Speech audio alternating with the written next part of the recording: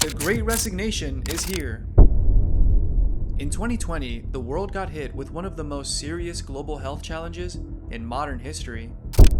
The advent of the coronavirus pandemic is over 2 years now, and might even be a distant memory for some. However, its effect on the economy and human psychology is just starting to reveal itself to the fullest. Hello all, welcome. In today's video, we will talk about what is currently one of the biggest labor market phenomenon, the Great Resignation, the driving force behind it, and its possible effects on the economy. Keep watching. COVID and the lockdown that followed gave everyone a lot of time to sit and reflect on their life choices. And the truth is, many people quite simply didn't like what they saw. So when the restrictions were lifted, many people couldn't wait to get out, enjoy the freedom, and quit their jobs immediately. According to the most recent data, 4.4 million Americans left their employment voluntarily in April alone. This is one of the highest values ever recorded in data dating back to 2000, and the trends show no signs of abating.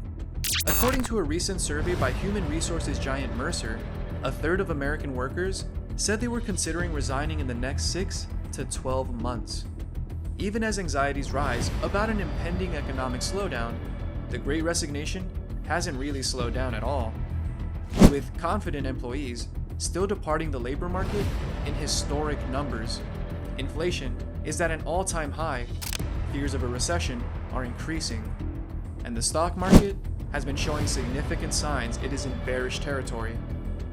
Still, workers in the United States just can't stop quitting. Even though the CEOs of some of America's major corporations have warned of a very, very high chance of recession and economic storm, the exodus persists. Employers ranging from the Winklevoss twins to Elon Musk have spoken of hiring freezes and layoffs, indicating that the labor market is shifting. Still, the percentage of workers quitting their jobs willingly has remained stable. Live first, work later. The question many are asking is, of course, how can people afford to do this? And the answer is very simple: financial planning. Rather than chasing the financial success at any costs, Americans are now more inclined to seek for work that affords them the flexibility to chase their other passions. More clients are pursuing an approach called FILE, financial independence, live early. According to Jay Zygmunt, CEO of financial counseling firm Live, Learn, Plan.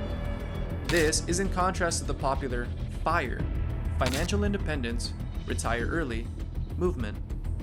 FILE, according to Zygmunt, is having enough financial independence to choose what you want to do rather than just doing it for the money.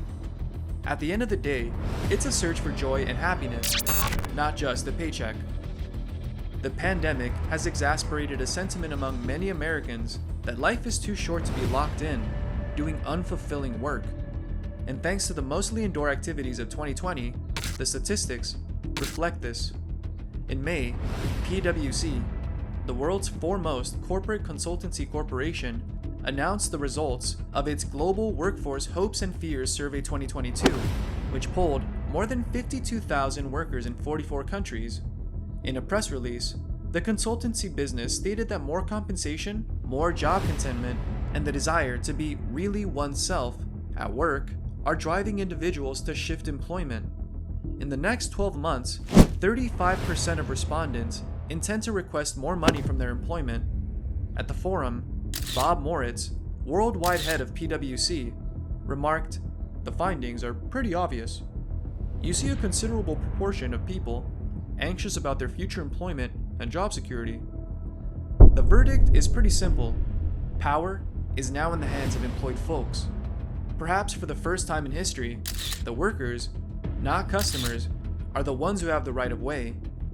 According to PwC, the pressure for higher pay is greatest in the tech sector, where 44% of respondents plan to seek a raise. Only 25% of those in the public sector, on the other hand, stated that they intend to do the same. Skilled employees are more likely to ask for promotions and pay hikes, as well as to feel heard by their managers, whereas those without skills lack power in the workplace, PwC noted in a press release about their survey. Healthcare, technology, media, and telecommunications have the highest percentage of responders who believe their talents are in short supply. If those people believe they have the abilities, they are more confident to ask for new and different chances, to have a dialogue about total incentive packages, and they're more confident in terms of the purpose they believe they are serving, Morris said. Will the Great Resignation last? If you are a worker or freelance person looking to leverage on the changing market conditions, perhaps the best time to do that has passed. But if you don't jump on the boat now, you might never have the chance. The war in Ukraine, the ongoing pandemic, and the Federal Reserve's monetary policy, on the other hand, are all issues that can dampen the good times.